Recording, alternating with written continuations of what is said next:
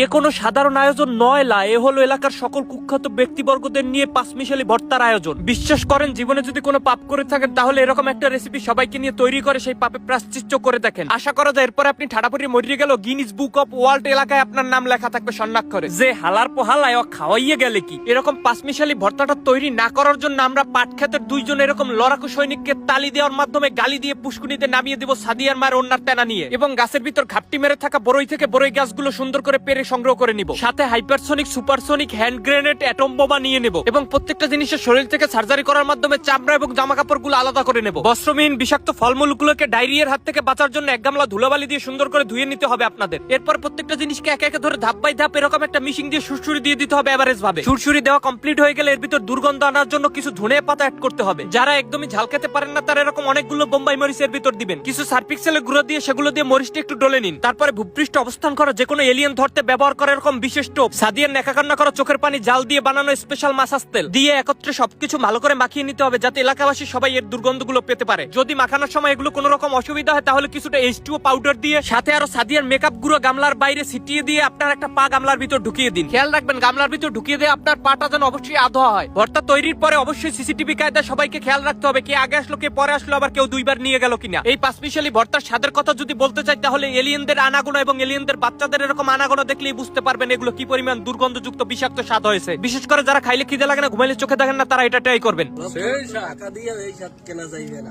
मेरा तो लाइन दे रही तो देना का